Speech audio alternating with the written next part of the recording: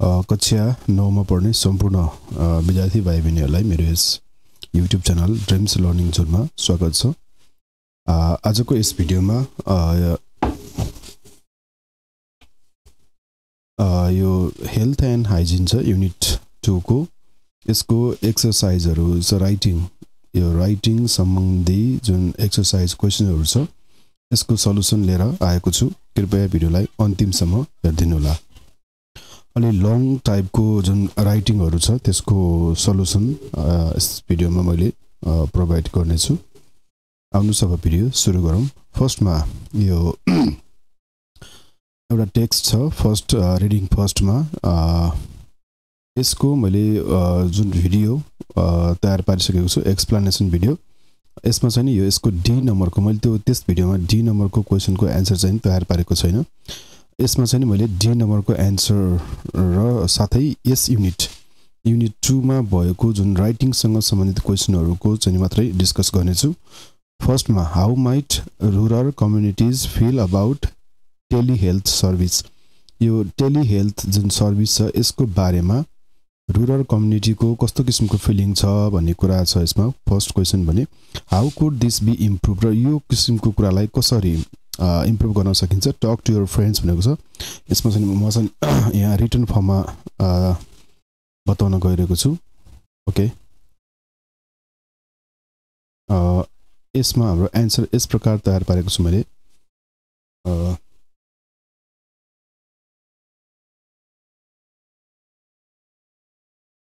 Rural communities may have mixed feeling about telehealth services. है rural community को चाहिँ एउटा मिक्स टाइपको फिलिङ छ के को बारेमा, टेलिहेल्थ को बारेमा, यो सर्भिस को बारेमा।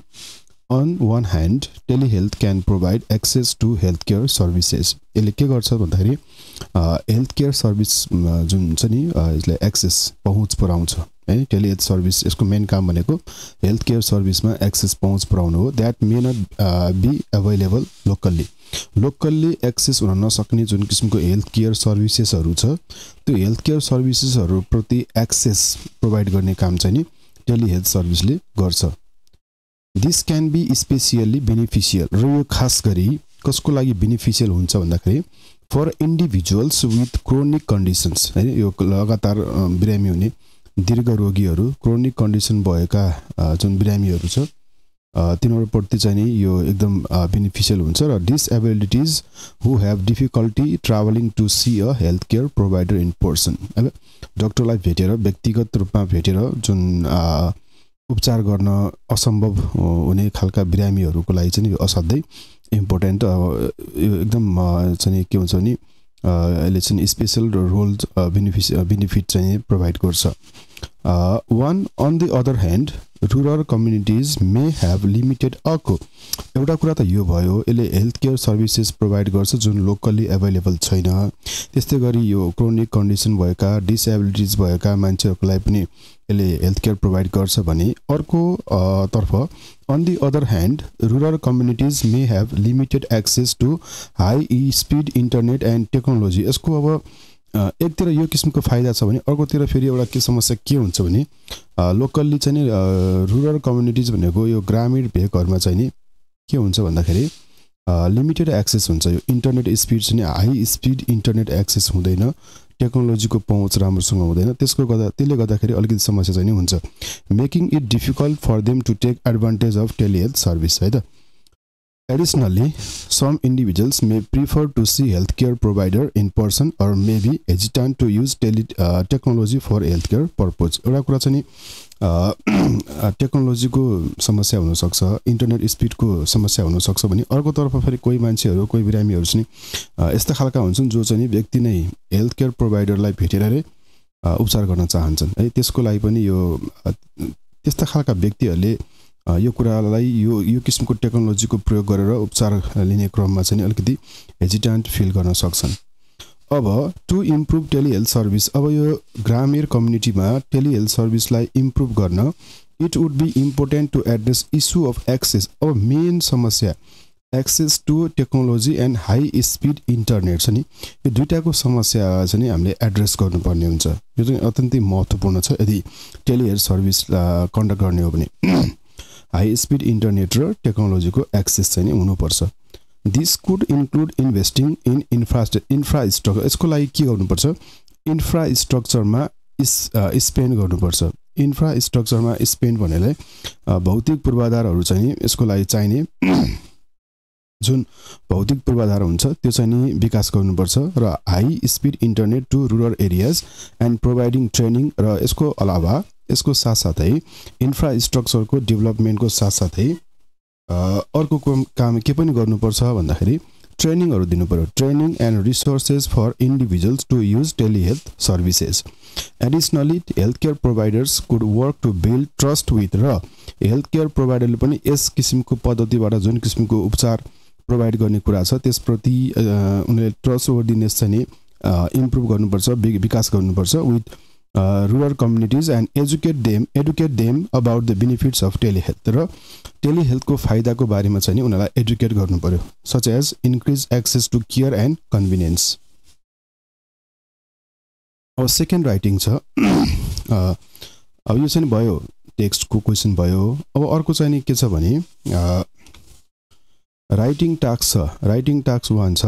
जस्तै यहाँ एउटा क्वेसन दिएको छ। This is Ayush 14 years from Biratnagar. He likes to sit on the sofa. के गर्छ? सोफामा बसेर like to sit on the sofa for hours every day watching TV and eating. र के गर्छ भने घन्टौँसम्म सोफामा बसेर प्यासिभली टिभी हेर्छ र त्यसको साथसाथै उसले के गर्छ? स्न्याक्सहरू, अलट अफ जङ्क फुडहरू खान्छ। Write a couple of paragraphs about him. You might use the guiding questions given below भनेको छ। केही गाइडिङ क्वेसनहरू दिएको छ। यो क्वेसनहरूको आधारमा हामीले चाहिँ नि के गर्नु पर्यो भन्दाखेरि यसको बारेमा एक प्याराग्राफ लेख्नु पर्यो है। What is the problem with Ayush? आयुषको समस्या के छ? What should he stop doing to be healthy? Healthy हुनलाई उसले के कुरा स्टप गर्नु पर्यो, के कुरा रोक्नु पर्यो? What should he start doing? के गर्न थाल्नुपर्छ? र what advice would you give? र के सल्लाह दिन्छौ भन्ने हामीलाई केही पोइन्ट्सहरू दिएको छ। यसैको आधारमा हामीले चाहिँ एक प्याराग्राफ लेख्नुपर्छ। मैले एन्सर यस प्रकार तयार पारेको छु। जस्तै यहाँबाट अलिकति भूमिका बाँधेर लेख्दाखेरि चाहिँ नि के हुन्छ भने Ayush a 14 year old from Biratnagar has a problem of leading a sedentary lifestyle. होइन, लेजी टाइपको लाइफस्टाइल उसले बिताइरहेको छ। के गर्छ? Sitting on the sofa for hours every day and watching television along with. यसको अलावा ऊ के गर्छ? Eating a lot of snacks can lead to a no. यो कारणले गर्दाखेरि एउटा के हो त, सोफामा प्यासिभली घन्टौँसम्म बसेर टिभी हेर्नाले के समस्या हुनसक्छ भन्दाखेरि टिभी हेर्ने, सोफामा घन्टौँसम्म बस्ने र स्न्याक्स जङ्क फुडहरू खाने, यसको कारणले के हुनसक्छ? Lead to a number of health problems. उसमा धेरै स्वास्थ्यसँग सम्बन्धित समस्याहरू हुनसक्छ।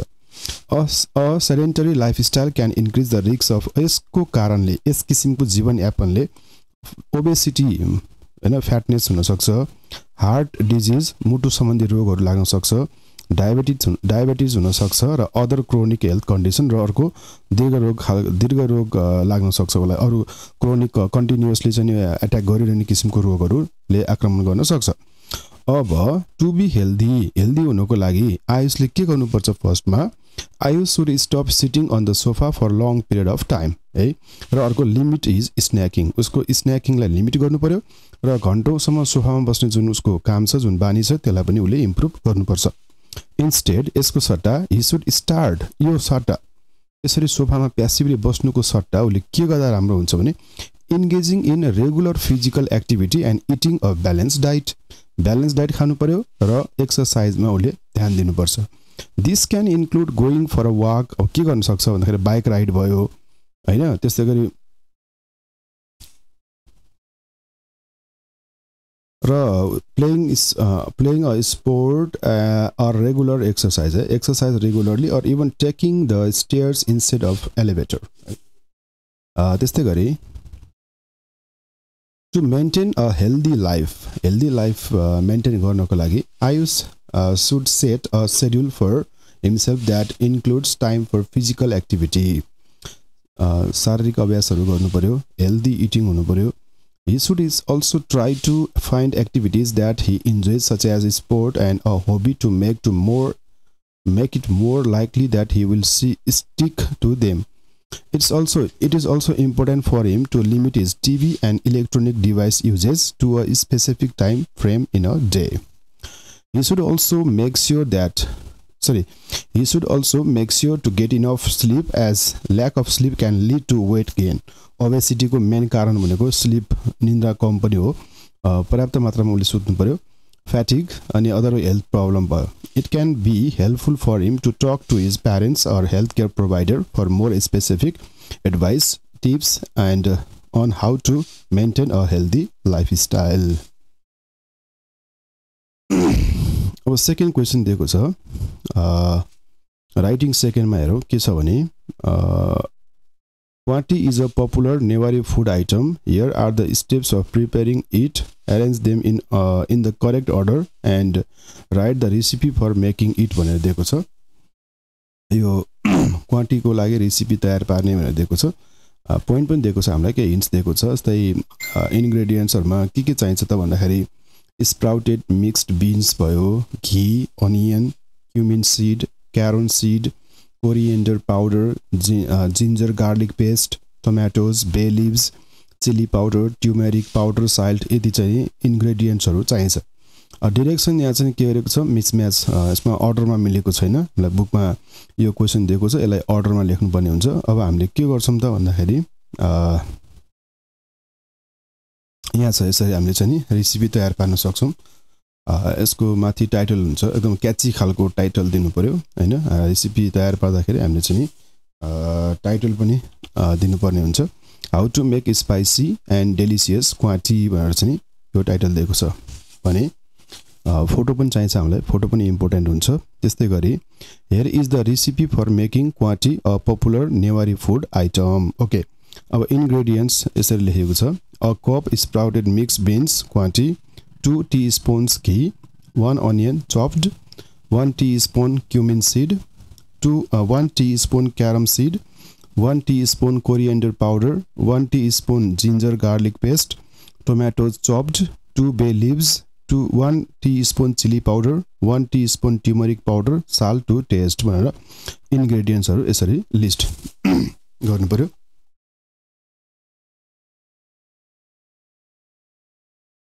त्यसपछि हामीले इन्स्ट्रक्सन लेख्नु पर्ने हुन्छ. जस्तै अब के गर्ने त, in a pressure cooker melt ghee over medium heat है. त्यस्तै गरी 2 मा छ, add cumin seed and carom seed, fry them for a minute or until fragrant.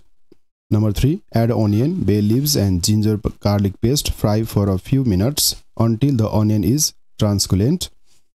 Number 4 मा, fry for a few minutes until the tomatoes are tender. Number 5, add the sprouted mixed beans and red chili powder, fry for 5 to 6 minutes.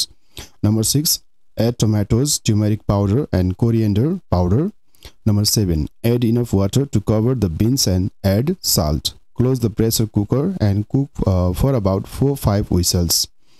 Once the pressure is released, open the cooker and check if the beans are cooked through. If not, cook for few more minutes. 10. Quanti is now ready to be served. You can garnish it with coriander leaves and serve with rice or any Newari food items. यस किसिमबाट हामीले चाहिँ के गर्न सक्छौं भने recipe तयार पार्न सक्छौं. ओके, यो भयो नम्बर 2 को राइटिङ एक्सरसाइजहरु भयो. अर्को भिडियोमा नम्बर 3 युनिटको यस्तै राइटिङ एक्सरसाइज सल्युसनहरु लिएर आउने छु. त्यतिन्जेलको लागि बिदा हुनुस्. हस्त, धन्यवाद. र जाँदै के कुरा अनुरोध गर्न चाहन्छु भने यदि भाइ बहिनीहरुले मेरो च्यानललाई सब्स्क्राइब गर्नु भएको छैन भने सब्स्क्राइब गर्न चाहिँ नबिर्सनु होला. हस्त, धन्यवाद.